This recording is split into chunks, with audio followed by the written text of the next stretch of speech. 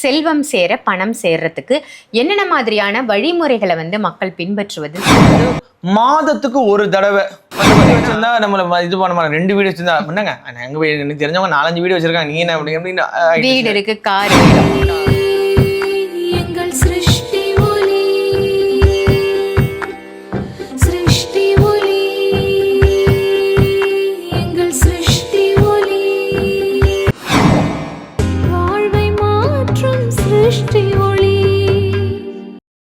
சிருஷ்டி ஒளி சொந்தங்கள் அனைவருக்கும் அன்பான வணக்கங்கள். இன்னைக்கு நம்ம சிருஷ்டி ஒளியில என்ன டாபிக் பத்தி டிஸ்கஸ் பண்ண போறோம் அப்படின்னா, பணத்தை ஈர்க்கக்கூடிய அற்புதமான வழிகள்லாம் என்னென்ன அப்படின்றத தான் சாய் பாலாஜி அவர்கள்ட்ட கேட்க போறோம். அதை கேட்கறதுக்கு முன்னாடி சிருஷ்டி ஒளியிலிருந்து அறிமுகப்படுத்த போற ஒரு அழகான ப்ராடக்ட் வந்து வாஸ்து மீன், வாஸ்து கோல்டன் மீன் அப்படின்னு இதை சொல்லுவாங்க. இதனுடைய விலை வந்து 340 ரூபாய் தான். 340 ரூபாயில இந்த வாஸ்து மீன் உங்க வீட்டில் இருக்கக்கூடிய அத்துணை வாஸ்து பிரச்சனைகளையும் நீக்கும். ஸோ எல்லாருமே இதை வாங்கி பயன்படுத்திக்கோங்க. எத்தனை பேரால வந்து நிஜம் வாஸ்து மீனை வாங்கி அதை ப்ராப்பராக பராமரிக்க முடியும் இல்லையா? ஸோ இந்த வாஸ்து மீன் உங்க இல்லங்களை அழகாக்குவதோடு மட்டும் இல்லாமல் வாஸ்து பிரச்சனையும் தீர்க்கும். இந்த மீன் உங்களுக்கு வேணும் அப்படின்னா வீடியோவில் நம்பர் இருக்கு, கால் பண்ணி ஆர்டர் பண்ணி வாங்கிக்கோங்க. இன்னைக்கான டாபிக் நான் ஏற்கனவே சொன்ன மாதிரி பணத்தை ஈர்க்கக்கூடிய வழிகள். இப்போ நம்ம சாய் பாலாஜி கிட்ட கேட்போம். வணக்கம் ஜி. வணக்கம் சார். ஜெய் புவனேஸ்வரி. நீங்க வந்து ஒவ்வொரு தகவலா ரொம்ப அருமையா கொடுத்துட்டு வரீங்க. நான் என்ன கொஸ்டின் கேட்டாலும் அதற்கு உங்கள்கிட்ட விடை இருந்துகிட்டே இருக்கு அப்படின்னு சொல்லலாம். அப்படிலாம் கிடையாது, காலி பாத்திரம் தான். நான் கொடுக்குற அறிவு வந்து குரு கிட்டையும் அந்த காளி தேவியை நினைச்சு பேசுறேன். அந்த காளி தேவி தான் எனக்குள்ள இருந்து பேசுறேன். அதனால தான் என்னுள்ள இருந்து என் நாவல பேசுறேன், என் நாவல பேசுறேன் அப்படின்னு சொல்றீங்க இல்லையா? என்னுள்ள இருந்து எனக்குள் பேசக்கூடிய காளி. எப்படி வந்து மகாகவி காளிதாசன் நம்ம ஒப்பிட முடியாது, ஆனா அவ வந்து சபை அலங்காரி. அவளை வழிபாடு பண்ணவங்களுக்கு தெரியும் காளினா யாரு அப்படின்றது. காளியை வழிபாடு பண்றவங்களுக்கு தெரியும். பார்க்கறதுக்கு கோரமா தெரிஞ்சாலும் உள்ளம் குழந்தை. கேட்கிற வரத்தை அப்படியே கொடுத்துரும். அம்மா உன்னை நினைச்சு நான் சொல்றேன் அப்படின்னும் போது மடந்தடந்த வெள்ள மாதிரி கட கட கட கட கடன்னு வரும். அது வந்து நம்ம முன்னோர்கள் நம்மளோட குருமார்கள் சொன்ன விஷயத்த தான் நான் சொல்றேன். நான் எக்ஸ்ட்ராவா எதுவுமே வெளியில இருந்துலாம் சொல்லலை. நான் வந்து புக்ல இருந்து படிச்சு இந்த குறிப்பு எடுத்து அதெல்லாம் சொல்லவே மாட்டேன். ஏன்னா எனக்கு குறிப்பும் எடுக்க தெரியாது, ஸ்கிரிப்டும் எழுத தெரியாது. ஸோ அந்த நேரத்துல என் குரு கிட்ட நீங்க கேட்குற கேள்விக்கு நான் வந்து முன்னாடியே எனக்கு சொல்லியிருப்பாங்க. எனக்கு அது ஆச்சரியமா இருக்கும். இவங்க கேட்கறதுக்கும் அவங்க முன்னாடியே சொன்னாங்க. 1 வருஷத்துக்கு முன்னாடி சொல்லியிருக்கலாம், 2 வருஷத்துக்கு முன்னாடி. ஆனா அந்த நேரம் அந்த விஷயம் வருதுன்னா பெரிய விஷயம், ரொம்ப பெரிய விஷயம்னு சொல்லலாம். இன்னைக்கான டாபிக் என்ன அப்படின்னா, செல்வம் சேர பணம் சேர்றதுக்கு என்னென்ன மாதிரியான வழிமுறைகளை வந்து மக்கள் பின்பற்றுவது சிறப்பு. இது வந்து பாத்தீங்கன்னா சிருஷ்டி ஒளியில வந்தவங்க எல்லாருமே செல்வ செழிப்பா தான் இருக்காங்கன்னே நான் சொல்லலாம். இருந்தாலும் இது வந்து எளிமையான ஒரு சுய பரிகார வழியில சொல்லணும். ஏன்னா எப்பயுமே சிருஷ்டி ஒளினா போனாலே பணத்தை கொடுக்குறாங்க, பொருள் வாங்க சொல்றாங்க அப்படின்னு மக்களோட மனசுல போய் உட்காராது. எதனாலன்னா அந்த ஃபேமிலி மெம்பர்ஸுக்கு தெரியும். வந்தாங்கன்னா இந்தந்த பொருள் நம்ம காட்டுவோமே தவிர்த்து நீங்க வாங்கிதான் போகணும் அப்படின்னு கம்பல் பண்ண மாட்டோம். ஸோ அதனால இந்த விஷயத்தை பார்க்கறது வேண்டாம். என்னை ஈண்டெடுத்த தாயாகவும் உலக மக்களால் தெய்வ வாக்கு சித்தர் காளி மாதாஜின்னு சொல்லுவாங்க. அவங்களோட பொற்பாதங்களை வணங்கி சண்டிகின் சக்கரவர்த்தி புதுக்கோட்டை புவனேஸ்வரி பீடத்தோட பீடாதிபதி ஸ்ரீ பிரணவானந்த அவதூத சுவாமிகள் குரு பொற்பாதங்களை வணங்கி தத்தகிரியானந்த பொட்டு சுவாமிகள் அவரோட பொற்பாதங்களை வணங்கி இதர குருமார்களோட ஆசீர்வாதத்தோடும் என்னுள்ள இருந்து என் நாவல பேசக்கூடிய அந்த காளி தேவி அனுகிரகத்தினால சித்தர் முறையில மணி மந்திர ஔஷதம் அப்படின்னு சொல்லக்கூடிய 3 விஷயத்த மெயினா வச்சு ஒரு சிருஷ்டி ஒளின்ற ஆன்மீக ஸ்தாபனத்தின் வாயிலாக ஒரு சிறு தொண்டை அந்த தெய்வம் பண்ணி அவங்கவுங்களோட வாழ்க்கையில இருக்கிற கஷ்ட துன்பத்தை நம்பிக்கையோட வந்துட்டாங்கன்னா இதுவரை ஃபெயிலியர் ஆனதே இல்லை. எப்படி வந்து டாக்டரை பார்க்க முடியலன்னா ஒரு மெடிக்கல் ஷாப் போயிட்டு ஆனால் தலை வலிக்குது வயிறு வலிக்குதுன்னு சொல்லி ஒரு மாத்திரை வாங்கி சாப்பிடும்போது உடனே நமக்கு தீர்வு கிடைக்குதோ, அதே போல சிருஷ்டி ஒளியில கடவுள் சொல்லக்கூடிய டாக்டரும் குருமார்கள்னு சொல்லக்கூடிய அந்த வைத்தியத்தின் மூலியமா நமக்கு முழுமையான தீர்வு கிடைச்சிக்கிட்டு இருக்கு. ஸோ அதுக்கு முதற்கண் குருவுக்களுக்கு தான் நன்றியை சொல்லணும்.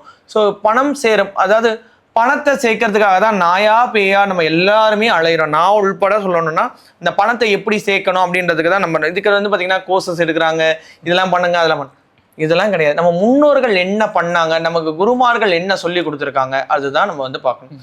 அந்த காலத்துல வந்து பார்த்தீங்கன்னா பணம் சேர்க்கறதுக்கு வந்து பார்த்தீங்கன்னா யாருமே அவ்வளோ கஷ்டப்படல, இருக்கிறத வச்சு சந்தோஷமானதாங்க. ஆனால் நம்ம வந்து இப்போ எவ்வளோ வந்தாலும் நமக்கு பத்த மாட்டேங்குது, தேவைகள் ஜாஸ்தி ஆயிடுச்சு.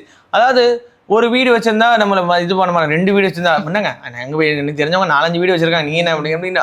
வீடு இருக்கு, கார் வேணும். கார் வீடு வச்சா அந்த வீடுக்குன்னு ஒரு கார், அதாவது ஒரு வீட்டுல ஒரு கார் இருந்தா பெரிய விஷயம், ஒரு வீட்டுல ஒரு பைக் இருந்தா. இப்போ ஒரு வீட்டுல 4 பேருக்கு 4 பைக்கு, 4 பேருக்கு 4 கார் நிக்கிறதுக்கு இடம் பத்தல.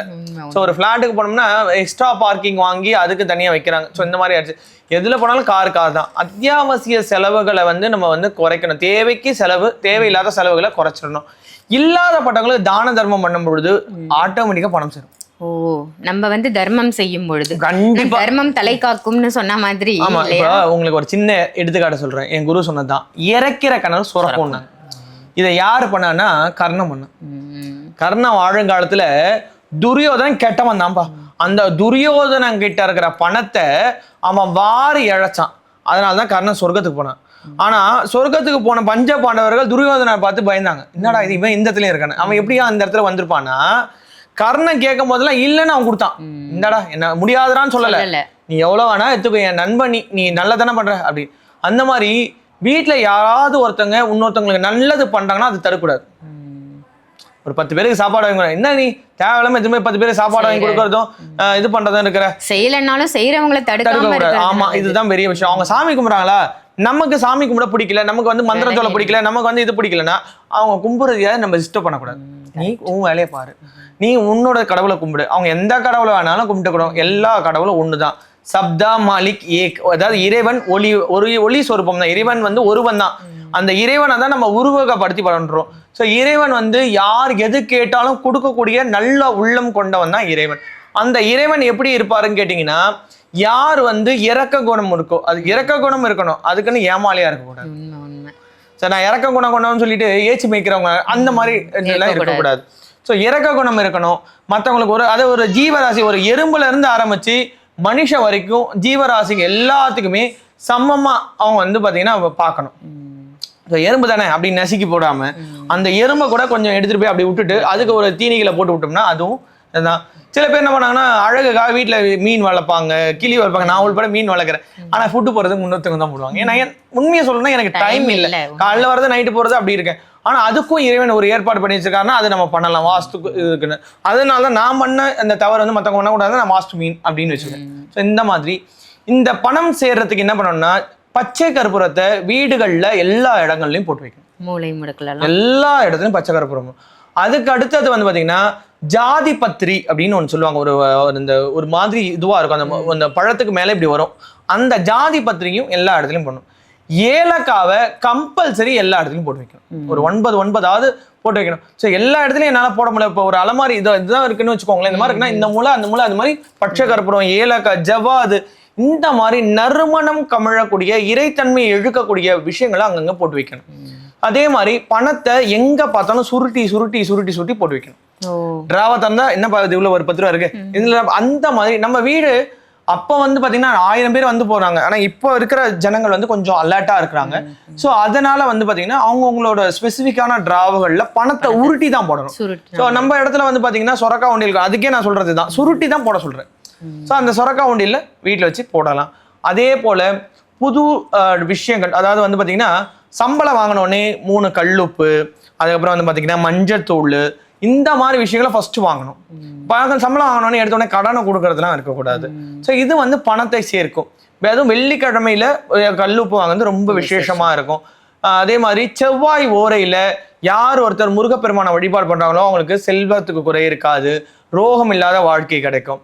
அதே போல நம்ம வந்து மாதத்துக்கு ஒரு தடவை வந்து பாத்தீங்கன்னா காலையில பழங்கள், பால் இந்த மாதிரி சாப்பிட்டு, மதியானம் சாப்பாடு, நைட்டு பழங்கள், பால், இந்த மாதிரி ஒருவேளை உணவு எடுத்துக்கிறது ரொம்ப சிறப்பு.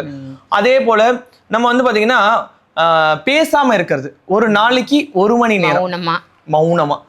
இந்த மௌனம் விரதம் இருக்கிறது உங்களுக்கு வந்து பாத்தீங்கன்னா அதிக செல்வத்தை எடுத்து தரும். இது இதுவரை யாரும் சொல்லாத ஒரு குறிப்பு என் குரு சொன்னது. எப்படின்னா, இப்ப காலையில நான் வந்து ஒரு 7 மணிக்கு எந்திரிப்பேன்னு வச்சுக்கோங்க.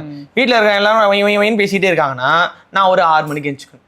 6 மணில இருந்து 7 மணி வரையும் 1 மணி நேரம் கிடைக்குது.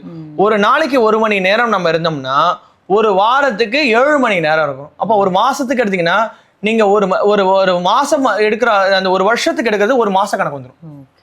ஸோ நீங்க உங்களை அறியாமே அந்த மௌன விரதத்தின் மூலியமா செல்வத்தையும் உங்க ஆற்றலையும் சேர்த்து குறையில்லாத வாழ்க்கை வாழலாம். சூப்பர், இது ஒரு வித்தியாசமான தகவல்னு சொல்லலாம். ஆமா, அதாவது மௌன விரதமா இருந்து இறைவன் கிட்ட அந்த என்னோட செல்வ நிலையை ஏத்தணும்ன்ற அந்த ஒரே ஒரு ஃபோக்கஸ் தான். மௌனமா இருந்தா கூட செல்வம் சேரும், கடன் இருக்காது, ரோகம் இருக்காது, இந்த நினைப்பு மட்டும் இருக்கணும். நிச்சயமா. நிச்சயமா ரொம்ப அருமையா சொன்னீங்க. என்னதான் ஏலக்காய், ஜாதி பத்திரி, அதே மாதிரி நிறைய விஷயங்கள் நீங்க வீட்டுல போட்டு வை அப்படின்னு சொன்னாலும் இனிவா நிறைவா சொன்னது வந்து மௌன விரதம் இருங்க அப்படின்னு நீங்க சொன்னது ரொம்ப சிறப்பு, வித்தியாசமாவும் இருக்கு. நிச்சயமா இதை நீங்க ட்ரை பண்ணி பார்க்கணும். இல்ல தினமும் 1 மணி நேரம் ஒரு மணி நேரம் இருக்க முடியல, அரை மணி நேரம், ஒண்ணு தூங்குறதுக்கு முன்னாடி இல்ல காலையில இருந்தா அந்த நாள் முழுக்க நல்லா இருக்கும்.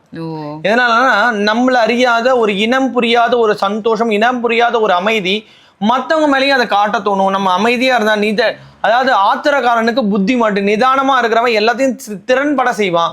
அப்போ அவங்க கிட்ட வந்து பாத்தீங்கன்னா செல்வம் எந்த என்னைக்கும் இருக்கும். சிறப்பு சிறப்பு, ரொம்ப ஒரு அருமையான தகவல் கொடுத்ததற்கு நன்றி. ரொம்பவே அழகா அற்புதமா பணத்தை ஈர்ப்பதற்கு என்னென்ன மாதிரியான வழிகளை நம்ம பின்பற்றணும்னு சாய் பாலாஜி அவர்கள் சொன்னாங்க. இந்த பதிவு உங்களுக்கு பயனுள்ள பதிவா இருந்ததுன்னா இந்த பதிவை மற்றவங்களுக்கும் ஷேர் பண்ணுங்க, அவங்களுக்கும் யூஸ்ஃபுல்லா இருக்கட்டும். மறக்காம சிருஷ்டி ஒளியை சப்ஸ்கிரைப் பண்ணி பெல் ஐக்கானையும் பிரஸ் பண்ணிக்கோங்க. அதுக்கு முன்னாடி இந்த வாஸ்து மீன் உங்களுக்கு வேணும் அப்படின்னா 340 ரூபாய் மதிப்புள்ள இந்த வாஸ்து மீன் உங்களுக்கு வேணும்னா வீடியோல நம்பர் இருக்கு, அந்த நம்பருக்கு கால் பண்ணி ஆர்டர் பண்ணி வாங்கிக்கோங்க. இதே மாதிரி வேற ஒரு நிகழ்ச்சியில சாய் பாலாஜி அவர்களோட உங்களை நான் சந்திக்கிறேன். நன்றி.